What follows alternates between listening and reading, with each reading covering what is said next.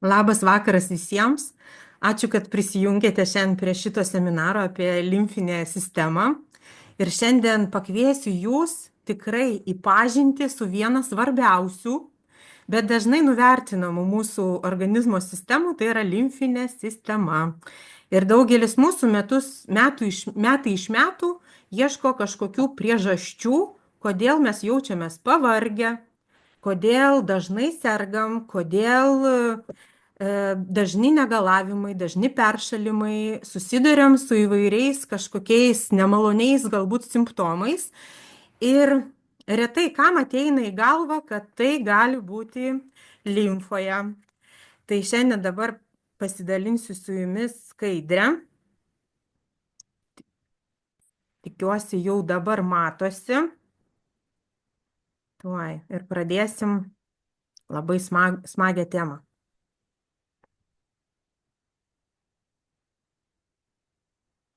Matosi, taip?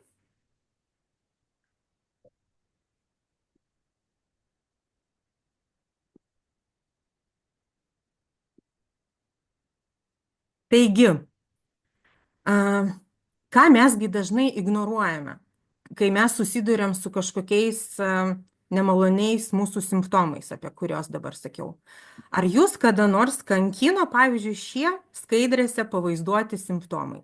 Lėtinis nuovargis, dažni peršalimai, įvairūs tinimai, rankų, kojų, paakių, keistas burnos kvapas, odos bėrimai, alergijos įvairios, herpesas, celiulitas.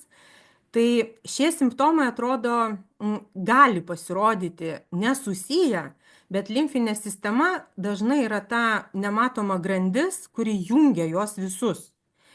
Ir kaip pavyzdžiui, limfa susijusi su odos bėrimais arba alergijom. Odagi mūsų veidrodis, tai yra veidrodis to, kas vyksta mūsų organizme. Ir kai viduje kaupiasi toksinai įvairūs, šlakai, o limfinė sistema nesugeba jų laiku pašalinti, ką organizmas daro, jisai ieško įvairių būdų, kaip juos pašalinti. Ir dažniausiai yra per odą. O alergijos. Alergija tai mūsų perdėta imuninė reakcija į bet kokią aplinką. Ar tai būtų chemija, pavyzdžiui, kirpyklose kirpėjos dažnai susiduria su tokiu negalavimu. Ar tai žiedadulkės pavasarį, ar tai kažkoks maistas. Ir mūsų limfa kartu su limfmazgiais labai aktyviai dalyvauja reguliuojant jau šias reakcijas. O jei limfa perkrauta, jei imuninė sistema tampa daugiau tokia jautresnė, nes organizmasgi nespėja apdoroti tų kažkokių paprastų, atrodo, medžiagų, bet kadangi nesugeba apdoroti, iš karto tos medžiagos virsta alergenais. Ir mes dažniausiai tokius bėrimus, niežulius pastebim kaip po lygų, kai galbūt kažkas po antibiotikų kursų, po stresinių situacijų, po prastos mitybos, po kokių nors greito maisto restoranų. Tai būtent yra tie signalai, kai jau mums verta susimastyti ir verta įvertinti mūsų limfinę sistemą ir jos būklę. O limfa išties dalyvauja šalinant daugybę baltymų apykaitų produktų, nes jeigu jie lieka organizme, jie pradeda irti. Tada skleidžia nemalonų kvapą, tada atsiranda tas nemalonus mūsų simptomas arba tas rodiklis, kai jau ima skleisti iš burnos, arba nes per gleivinę, per burną, per liežuvį, arba nuo kūno jau tas nemalonus kvapas. Ir pažiūrėkit, kartais pastebim, kad liežuvio paviršius pasidengia tokia balta arba gelsva danga. Tai jau yra pirminis mūsų raudona lemputė, pirminis tas rodiklis apie tai, kad jau yra toksinų sankaupos. O oda yra mūsų kaip papildomo šalinimo organas. Ir pavyzdžiui, per prakaito liaukas išskiria jau tuos nemalonius kažkokius kvapų junginius. Ir kartais, aišku, kai kuriais atvejais žmonės sako, atrodo, kvėpuoju jau toksinais. nes jau atrodo, jau tas amonijako kvapas iš vidaus eina. Tokį primenantį rūgštį, primenantį metalo kažkokį kvapą. Ir gali būti netgi toks kvapas nuo mūsų po antibiotikų kursų, po įvairių kažkokių infekcijų arba netgi po streso įvairiai visiems individualiai. Toliau, kasgi toji mūsų limfa, kalbant paprasta kalba, jokių medicininių terminų nenaudosiu. Mūsų kasdien organizme susidaro milijonai molekulių ir būtent atliekų nuo virusų, bakterijų, maisto likučių iki hormoninių ir kažkokių metabolinių skilimo produktų. O limfa surenka šias medžiagas kaip kažkokią kanalizaciją iš tų visų audinių ir jau jinai turėtų pernešti į limfmazgius, o vėliau į kepenis, inkstų, žarnyną. Ir kai šis procesas sulėtėja, visi tie šalinimo keliai užsikemša. Ir tada atliekos ir visos tos šiukšlės, virusų, bakterijų, maisto likučių ir taip toliau, pradeda skverbtis per odą, pradeda skverbtis per kvėpavimo sistemą ir netgi per burnos gleivinę, kaip minėjau, per liežuvį.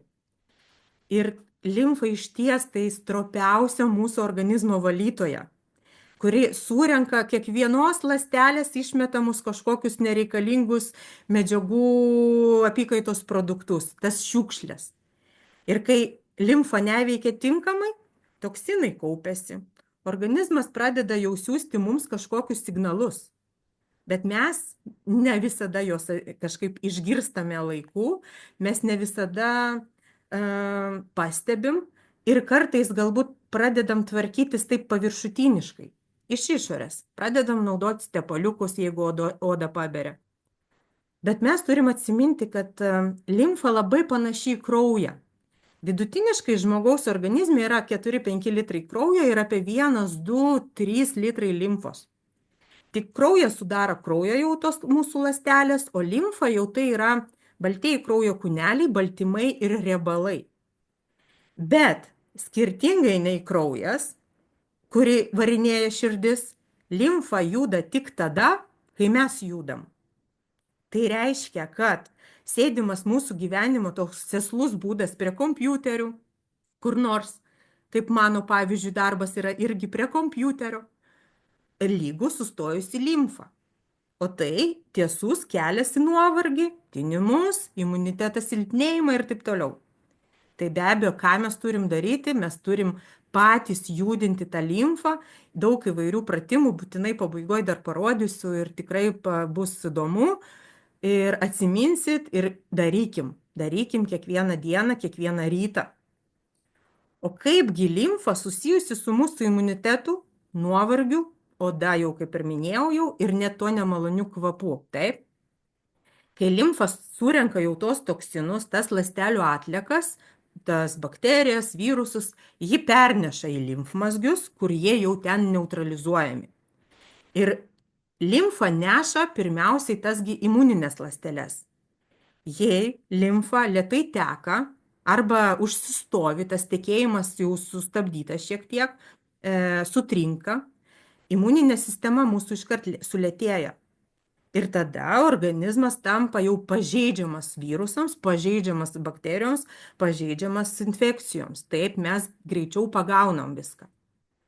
Kas liečia nuovargį, kai organizmas užsiteršęs ir limfė nespėja išnešti tų atliekų, žmogus tikrai jaučia tą energijos trūkumą.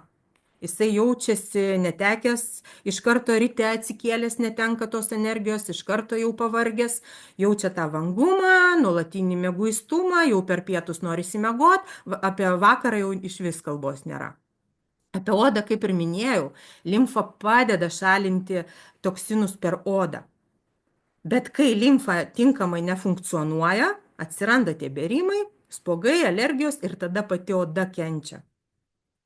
Na ir nemalonus kvapas, kai toksinai, kurie tikrai nepašalinami, jie ima patys skleisti tą nemalonų kvapą ir organizmas juos bando pašalinti.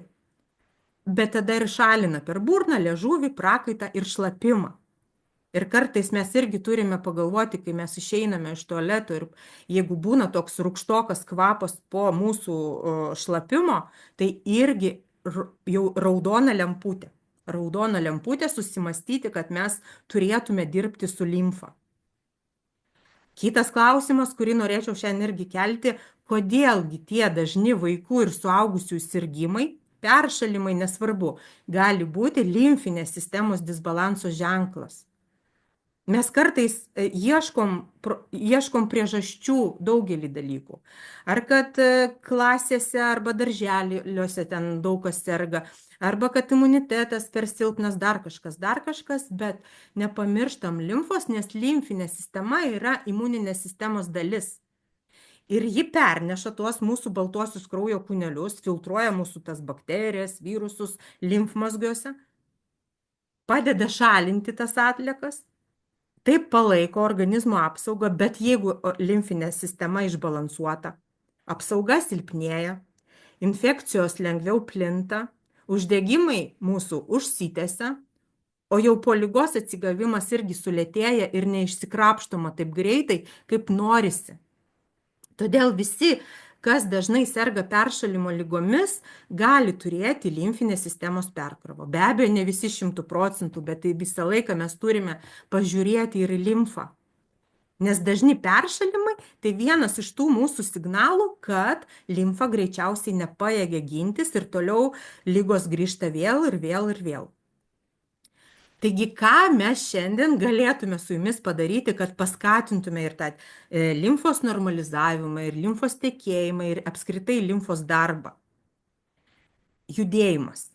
Limfagi neturi savo to siurbliuko, kaip širdis kraujui. Tai ją judinam mes raumenimis savo, raumenų veikla. Tai paprastas ėjimas, šokinėjimas, įvairūs tempimo pratimai labai naudingi. Netgi tas efektyvus mini batutas, žinote, kaip jis atrodo. Ne tas tikrasis didžiulis batutas, bet tas mažiukas ir dažnai dabar naudojamas sporto salėse ir labai aktyviai naudojamas. Jisai aktyvina limfos tekėjimą kelis kartus efektyviau negu tas paprastas ėjimas netgi. Ką dar galime padaryti, kad paskatintume limfos tekėjimą? Gausus vandens vartojimas. Čia mums jau ne naujiena. Nes limfa sudaryta daugiausiai iš vandens, kaip ir praktiškai visas mūsų kūnas. Taigi, dehidratacija lygus sustojusi limfa. Ir mes visi žinom su jumis, kad rekomenduojama gerti minimum 30 ml kiekvienam savo kilogramui, bet jeigu mes norime sutvarkyti, kad geriam neprofilaktiškai, kad norim jau sureguliuoti limfos darbą, padaryti limfos valymą, norime sumažinti svorį, nereikalingus kilogramus atsikratyti, na jau nebeskaičiuokim su 30 ml, skaičiuokim 40, galbūt kai kurie 50 netgi ima, nes vandens poreikis auga kas kart, o dabar artėja vasara, tai ypatingai. Ką dar galime šiandien padaryti, kad paskatintume limfos tekėjimą? Sausos kūno šveitimas. Tai yra, nebūtinai mes turime save ten spausti ir minkyti kažkaip, bet tie judesiai su šepetėliu, arba su sausų rankšluosčiu kažkokiu, arba su kažkokia sausa kempinėlė, tokia kempinė, padeda aktyvinti paviršutinius tokius limfos kanalus. Nes šveitimas paprastai atliekamas ant sausos odos, ar prieš dušą, ar tiesiog iš ryto. Bet pradėti mes turime nuo pėdų, nuo apačios ir judame link viršaus, link širdies. Ir tai procedūra turi užtrukti bet kokiu atveju apie 5 arba 10 minučių. Ne 1 minutę, bet pakankamai ilgą laiko tarpą. Ką dar galime padaryti šiandien, kad paskatintume limfos tekėjimą? Kvėpavimas. Tai yra tas gilus, diafragminis kvėpavimas, tai yra ta kvėpavimo technika, kuri mums padeda ne tik sumažinti stresą prieš kokį nors viešą kalbėjimą, prieš renginį ar dar kada nors, bet ir tikrai tas diafragminis kvėpavimas, kai mes kvėpuojame pilvu, skatina ir limfos judėjimą. Nes tada spaudžiami limfmazgiai. O kaip jį atlikti? Tai atsisėskite svarbiausiai patogiai, užsimerkite, įkvėpkite giliai per nosį Kai įkvėpėt per nosį, pilvas jūsų turi išsipūst ir tada iškvėpkite per burną. Netgi pabandykite dabar visi kartu, kad įkvėpėt giliai per nosį, pilvas išsipučia ir lėtai iškvėpėt per burną. Ir taip irgi mes kartuojam ne minutę, bet apie 5, apie 10 minučių per dieną. Ir pavyzdžiui, tai jau būtų poveikis limfai, kaip ir labai kiti paprasti pratimai. Tai kvėpavimo technikos tikrai nepamirškim ir nenuleiskim, ne tik sumažinti savo stresą, bet ir pagerinsit limfos tekėjimą. Ką dar galime padaryti šiandien, kad paskatintume limfos tekėjimą? Įvairios karštos vonios, pirtis, dar kur nors, nežinau, kur galima gauti ir sporto treniruotės, kur mes galim išprakaituoti. Nes šiluma skatina prakaitavimą, per kurį jau iš organizmo pašalinami visi toksinai. O tas reguliarus prakaitavimas, kaip pirtyse, karštose voniose pagulėti arba sporto salėse ta aktyvi fizinė veikla, padeda mums pašalinti toksinus per odą ir tai palengvina mums limfos darbą. Tad nepamirškite karštų vonių pirčių, nes padės ir atpalaiduoti jums raumenis, ir suaktyvins kraujotaką, ir limfos tekėjimą. Ką dar galime padaryti šiandien, kad paskatintume limfos tekėjimą? Subalansuotą mitybą ir papildomai turime įtraukti būtinai antioksidantus ir skaidulas. Nes subalansuota mityba tai yra esminis veiksnys, norint palaikyti limfinės sistemos sveikatą.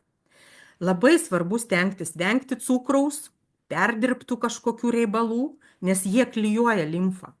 Ir tada nepatenka tinkamai į limfmazgius mūsų limfos skystis. O antioksidantai ir skaidulas padeda neutralizuoti jau tos mūsų laisvuosius radikalus, kurie mus puola, ir tai pagreitina toksinų šalinimą. Tai mums svarbu su jumis atsiminti, kad mes turim vengti cukraus, baltų miltinių gaminių, perdirbto maisto, greito maisto. Atrodo, tai savaime suprantami dalykai, bet pavyzdžiui vaikams, ypač kalbant apie vaikus, labai dažnai limfos stagnacijos priežastis yra pienas ir jo perteklius. Mes šitą dar pamirštam. Neretai pas močiutės nukeliauja mūsų vaikai ir ten vakare, tai gal pieną su bandelė kokį nors. Tai va, kad šito nebūtų, nei baltų miltinių gaminių, nei pieno pertekliaus. Ribojam. O rekomenduojama įtraukti daugiau, tai jau tokių kaip lapinių daržovių, imbiero, ciberžolės, chlorofilo turinčių produktų, tai mūsų ir spirulina, ir chlorella, ir petražolės, o skaidulų turime irgi labai smagių koraliniame klube, bet ir fermentuotų produktų nepamirškim. Tai palaikykim žarnyną, nes žarnynas irgi labai glaudžiai susijęs su mūsų limfa. Taip pat prieš renginį su visais, su kuo teko kalbėti, žadėjau, kad parodysiu vaizdžiai, kokiegi kraujo tyrimo rodikliai gali rodyti limfos perkrovą. Tai yra nėra tokių vieno kažkokio tai kraujo tyrimo, kuris parodytų, kad mūsų limfa netinkamai veikia arba limfos tekėjimas sustabdytas, pristabdytas šiek tiek. Bet mes kartais netgi ir iš bendrų kraujo tyrimų galim pasižiūrėti kažką ir įvertinti padėtį, nes ne visi galbūt moka skaityti tuos tyrimus, tyrimų rodiklius, bet ir ne visada gydytojai paaiškino juos. Tai jeigu mes gaunam tyrimus, mes jau galim labiau laviruoti su tais duomenimis ir aktyviau domėti savo būseną. Tai žiūrėkit, pirmas, ką mes galim pasižiūrėti netgi iš bendro mūsų tyrimo, limfocitų kiekis. Taip, ką rodo? Limfocitai tai yra mūsų tie baltieji kūneliai atsakingi už mūsų imuninį atsaką. Tai yra jų padidėjimas arba jų sumažėjimas jau gali rodyti, ar mes turim imuninį stresą, ar viskas gerai su to mūsų imunitetu. Tai limfocitai rodo, kaip organizmas kovoja su tam tikra infekcija, jeigu jisai ją turi. Ir jeigu limfa nespėja pašalinti, ką mes turime atkreipti dėmesį? Jeigu padidėja limfocitai, gali reikšti, kad virusinis uždegimas yra, reiškia, kad yra lėtinis kažkoks imuninis krūvis. jau per didelis. Reiškia, turim sužiūrėti šitą vietą. Jeigu sumažėja limfocitai, nes ten matosi normos, gali reikšti, kad jūsų imunitetas išsekęs, reiškia, turite pastiprinti irgi. Toliau, ką mes žiūrime dažniausiai ir mamos ypatingai žiūri, aš kaip mama labiausiai visą laiką žiūriu į tą CRB baltymą, tai yra C reaktyvusis baltymas, nes jisai mums parodo mamoms, ar reikia jūsų vaikams antibiotikų. Ir dažniausiai net be kraujo tyrimų, neretai gydytojai mėgsta paskirti antibiotikų, nedarant tokio tyrimo. Tai geriausia paprašyti, kad padarytų tos mamos, iškart nepultų prie antibiotikų, nes įmanoma netgi ir padidėjusi CRB sumažinti. O CRB rodo ką? Rodo uždegimą. Rodo, kad reiškia ženklas, kad kažkur vyksta uždegiminis procesas, reiškia, kažkur yra apkrauta ta limfa. Bet netgi ir kai padidėjęs CRB, nereikia pulti prie antibiotikų, galiu savo patirtį pasakyti, nes mano dukrai jau tuoj bus 13 metų. Ir nors ir turėjome įvairių CRB ir padidėjusių ir pakilusių labai aukštai, iki ten 55 vienetų, tam tikrų, nors norma yra visai kitokia, iki 10, taip, tai jinai nežino, kas yra antibiotikai, jinai nežino, kas yra cheminiai jokie vaistai. Viską galima sutvarkyti natūraliai ir viską mes turim koralinėme klube. Tai reikia visą laiką, aišku, žinoti niuansus. Ką, kada vartoti. Ir lygiai taip pat tą baltymą galima puikiai sureguliuoti ir ne su antibiotikais. Toliau, ką mes galim dar patys pamatyti iš kraujo tyrimų, tai yra galbūt sunkiai ištariami, bet tie eozinofilai. Ir jie žymimi EO raide, tai mums parodo arba parazitinę infekciją, arba alerginė reakcija, netgi jeigu ir ta alergija paslėpta. Arba dalyvauja ten kažkas dalyvaujama uždegiminiuose procesuose. Tai vad, kai tų eozinofilų kiekis pakyla, tai gali reikšti, kad organizmas bando išmesti iš kažką per limfos sistemą, bet ta limfos sistema greičiausiai nesusitvarko. Vadinasi, mes turim padėti tai limfai. Vadinasi, limfa gali būti apkrauta arba, šiek tiek sustingusi ir mes turim ją išjudinti. Bet tada įsijungia mūsų protinga imuninė sistema ir jinai tada įjungia tokį planą B. Planą B jinai aktyvuoja tos eozinofilus. Ir kas tada atsitinka? Jie tada, taip kabutėse, valgo tuos visus antikūnius ir svetimkūnius, parazitinės invazijas ar kažką. Bet tada jų perteklius ir sukelia tos mūsų uždegiminius procesus, kurie pasireiškia per niežulį, per odos bėrimus, kažkam nosis varva, sloga atsiranda, nuovargis atsiranda, toks jau lėtinis. Tai vat visą laiką labai prašau atkreipkite dėmesį ir į šitą rodiklį. Dar parodysiu kai kurios rodiklius, kokie mums svarbus, kalbant apie mūsų bendrą savijautą. Ir kai mes patys galim pastebėti ir įvertinti savo būklę.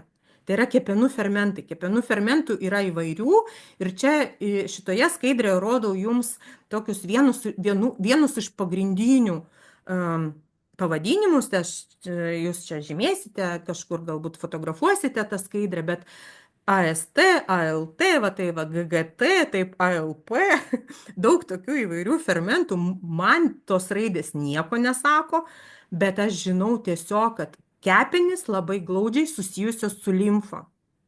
Ir jei kepenys nesusitvarko, mūsų limfa užsistovi. Todėl šitų fermentų kepenų padidėję rodikliai rodo bendrą, pirmų, pavyzdžiui, AST, ALT, rodo bendrą detoksikacijos sistemos jau tokį išsiderinimą.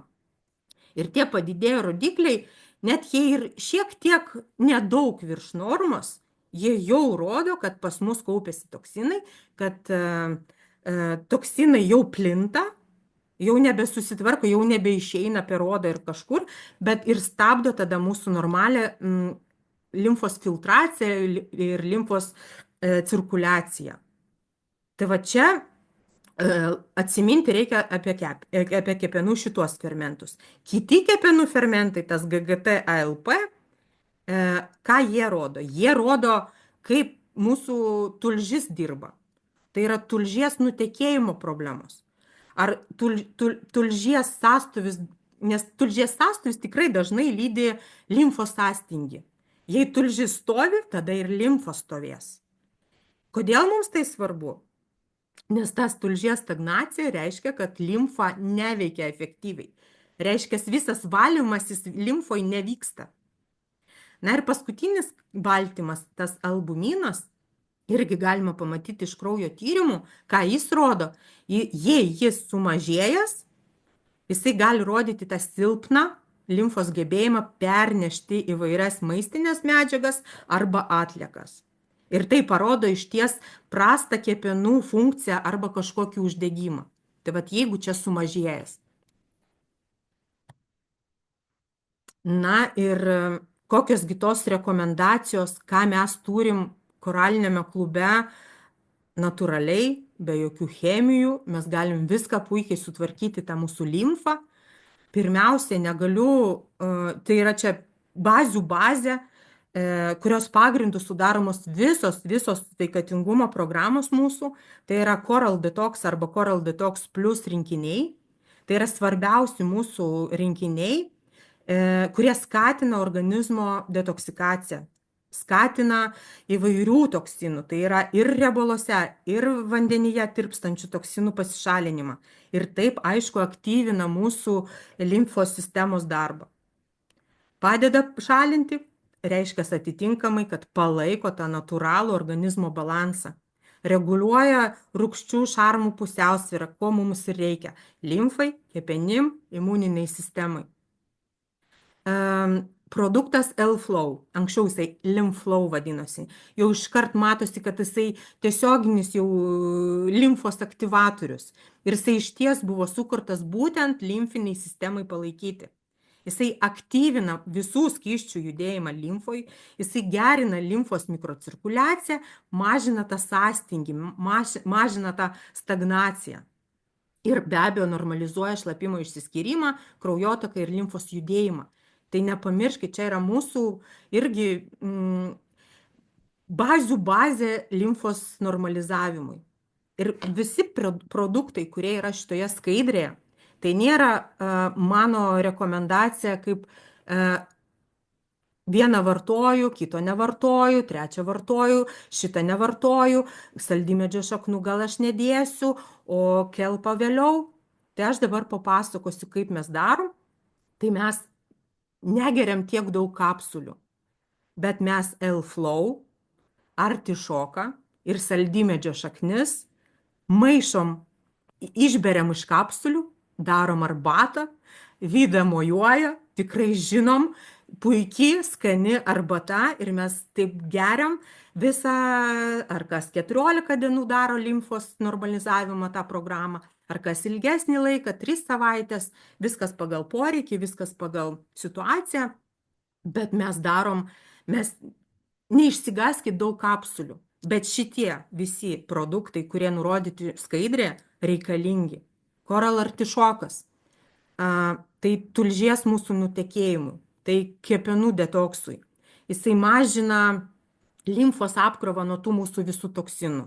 Jisai skatina tulžies išsiskyrimą, jisai pagerina riebalų virškinimą.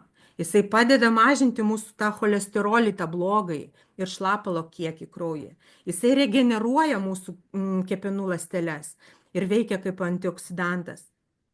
Jisai tikrai puikus detoksikacijos produktas, kur mes detoksikaciją atliekam ir per inkstus, ir per kepenis, ir tada visa filtracija susitvarko. Saldymedžio šaknis, kodėl reikalingos toje arbatoj? Nes irgi tai skatina limfos cirkuliaciją ir ypatingai skatina gleivių valymą. Vat tai padeda mums, kas turi problemų su kvėpavimo takų susirgimais dažnai. Tai vat padeda su kvėpavimo takų valymu, kuris labai svarbus mūsų limfai. Jis padeda limfai judėti, net kai jinai jau sustojusi. Jis padeda, jisai aktyvina ją. Jisai gerina limfos tekėjimą ir vat būtent mažina tą gleivių perteklių. Ar burnoj kažkur, ar viduj. Ir dėl to L-Flow, artišoką ir saldymedžio šaknis mes maišom į kokteilį ir geriam kaip arbatą. Toliau jodo šaltinis kelpas. Kodėl jisai reikalingas? Jisai irgi skatina limfos tekėjimą ir šarmą, bet mes jį turim gerti šiek tiek su pertrauka nuo tos mūsų limfos arbatos. Viską mes tai paaiškinam išsamiau konsultacijose, bet jodo šaltinis, jisai labai reikalingas limfos tekėjimai, nes reguliuos medžiagų apykaitą, jisai padės irgi riebalų virškinimui ir sureguliuos mūsų visų ir limfos ir kitų skysčių cirkuliaciją organizme. Na ir Fun Detox arbata. Čia dėl to ir man patinka, kad daug kapsulių nėra. Mes viską praktiškai darom ir geriam kaip arbatas. Ir kas nemėgsta tų kapsulių arba kam atrodo per daug, tai kad neišsigastų. O Fun Detoxas tai iš vis kepenų regeneracijai skirtas produktas, kuris sukurtas Pietų Korėjos mokslininko daktaro, kuris buvo netgi Korėjos prezidento tas visuomeninis patarėjas mokslo ir visais kitais tais sveikatos klausimais. Tai ne šiaip savo kažkoks produktas ne daktarų sukurtas. Jisai regeneruoja kepenis po vaistų, po antibiotikų, po alkoholio, po cukraus pertekliaus ir taip sumažina mūsų limfos užterštumą. Jisai išvalo mūsų limfą, padeda atstatyti kepenų funkciją, aktyvina fermentus ir greitina mūsų tą valymą. Ir irgi veikia kaip antioksidantas. Tai vat čia mes turim suprasti, kad organizmas tinkamai funkcionuotų, mes turim žiūrėti plačiau, mes turim žiūrėti sistemiškiau. Nes limfos perkrova, negebėjimas šalinti toksinus, įvairūs uždegimai, įvairių mikroelementų, nutrientų trūkumas, virusai, parazitai, visa tai susiję tarpusavį. Todėl mes turime nepamiršti tos visos sistemos. Ir visur reikalinga sistema. Mes netgi su vyru kalbam, kad sistemos yra visur. Koralinėme klube yra sistema, jeigu nori gerų rezultatų ir jeigu nori efektyvių rezultatų. Sporte, profesionaliam, neprofesionaliam, irgi yra sistema. Nėra sistemos, nebus rezultatų. Darbe kažkokiam irgi yra sistema. Negali tu tiesiog chaotiškai kažkokių darbų atlikinėti. Yra kažkokia tam tikra sistema prie tam tikrų tikslų pasiekimų. Tai ir mūsų klube irgi yra sistema. Mes turim nepamiršti kokybiškos hidratacijos, organizmo valymo, ląstelių mitybos ir tos apsaugos vėliau. Nes kai kurie galvoja, kad tą rožinę dėžutę Coral Detox išgėriau visą mėnesį, pavartoju ir jau man ramu, visi toksinai pašalinti ir aš galiu toliau gyventi. Bet ne, tai yra ir apsauga toliau, kad tie toksinai nepatektų. Mes toksinus gaunam kiekvieną mielą dieną. Ar mes gyvenam didmiestyje, ar mes gyvenam kažkur regione. Aišku, regionuose šiek tiek mažiau to užterštumo, bet kas gyvena didmiesčiuose, tai rožinių dėžučių čia turi būti kiekvieną rytą ant stalo. Toliau, fizinis aktyvumas, kvėpavimo pratimai, savimasažo technikos, limfodrenažiniai masažai, kur jau specialistų atliekami, irgi nepamirškim. Tas sauso kūno šveitimas, karštos vonios, pirtis ir žinoma, stabilus miego režimas. Vat būtent tokia sistema ir padeda mums visiems ištrūkti iš to užburto rato, kažkokių ligų, nuovargio, streso ir dar mieguistumo, energijos stokos ir ką vat mes kalbėjom pačioj pradžioj.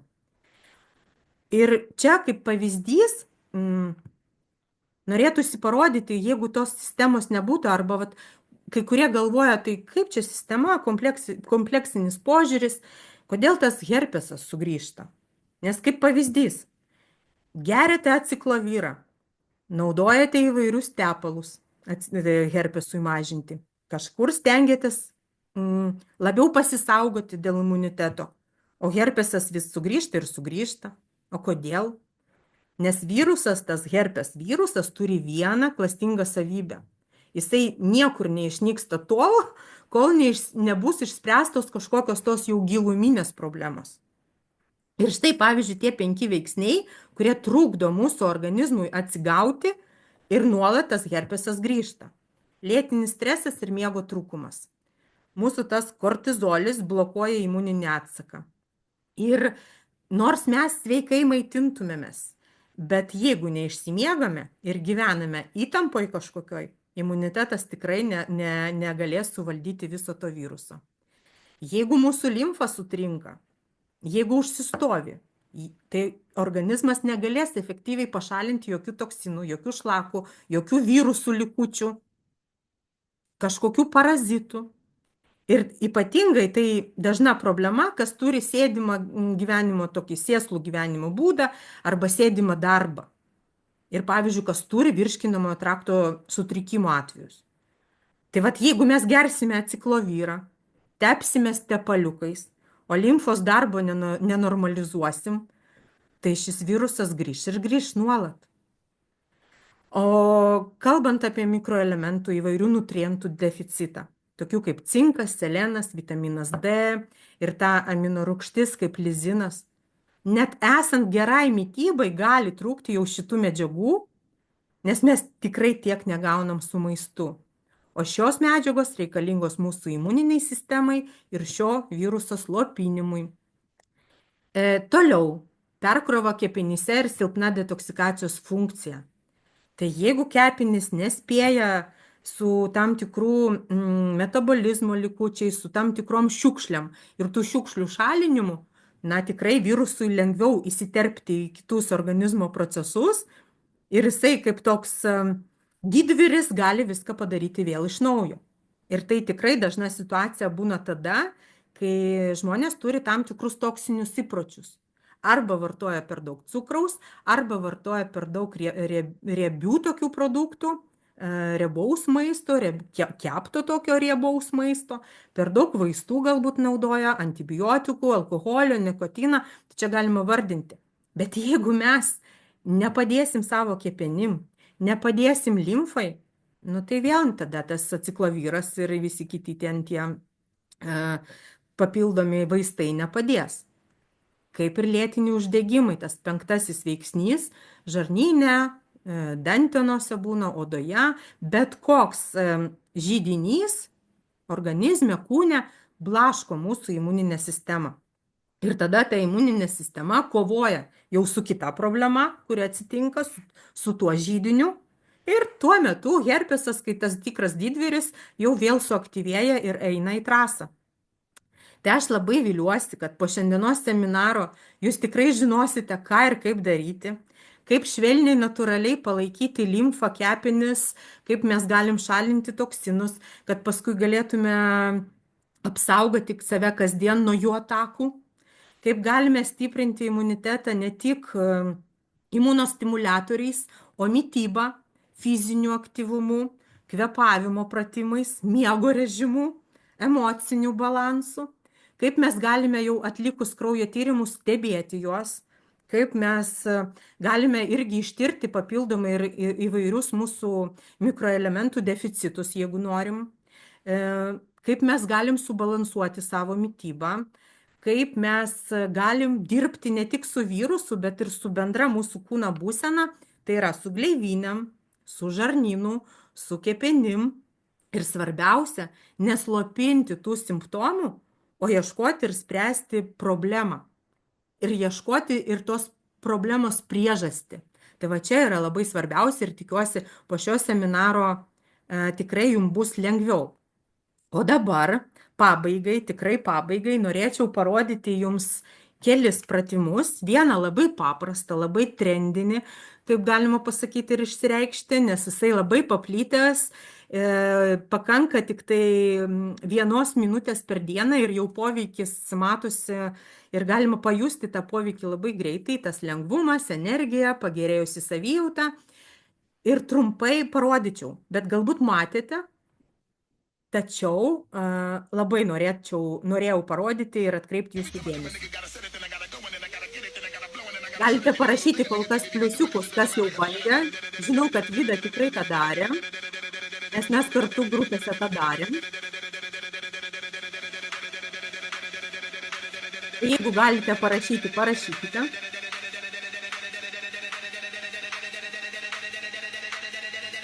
Puikiai, ir Zita dabar pati daro. Šauniai. Ir čia galima irgi daryti 1 minutę per dieną ir jau puikiai padėsim savo.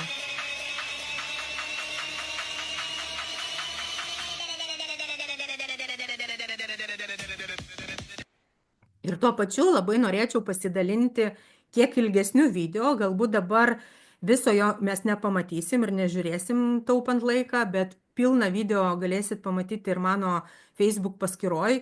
Jo trukmė yra apie 5 minutės, bet labai norėjau jums parodyti, nes labai vertas jūsų dėmesio. Kodėl? Galbūt aš jį paleisiu ir kalbėsiu. Kodėl? Nes mūsų Coral Club top lyderiai neseniai grįžo iš mūsų meistrų atostogų Kinijoje. Ir meistrų atostogos Kinijoje tai yra kompanijos dovanojama tokia išsvajota kelionė. Kurioje būna viskas aukščiausiame lygyje. Nuo apgyvendinimo iki turinio užpildymo ir įvairių dovanų. Nes mes tikrai ne visuose darbuose gaunam arba turim tokį darbdavį, kuris mus motyvuotų ir padovanotų kokios nors kelionės.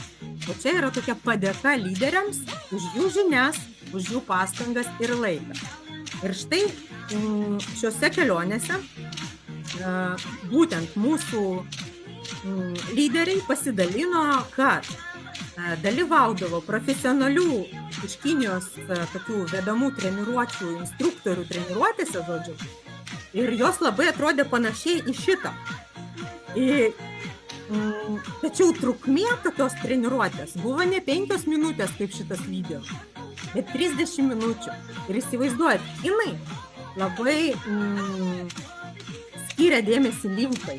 Jie nepamiršta limfos ir apie 30 minučių ryto treniruotės skiria tokiems pratimams ryto. Pastuksenimams, paplojimams, pašokinėjimams ir panašiai. Tad labai kviečiu naudotis ir pasimkite tą naudą iš šio greito pratimo ir kad tik įkvėpkite svajoti plačiau apie sveiką kūną, apie laisvą gyvenimo būdą, apie tos tikslus, kur mes galim pasiekti drauge su Coral Club ir kad tikrai mes galėtume su jumis kartu nukeliauti į tos lyderių atostogas, kurias tikrai dovanoja mums kompanija. Tai va, ačiū Jums labai už dėmesį. Baigsiu, pilną video pažiūrėsite Facebook'e, tikrai pasidalinsiu. Mano kontaktus turite, visą laiką kviečiu drąsiai komunikuoti, visą laiką esu atvira komunikacijai. Ačiū Jums visiems už dėmesį.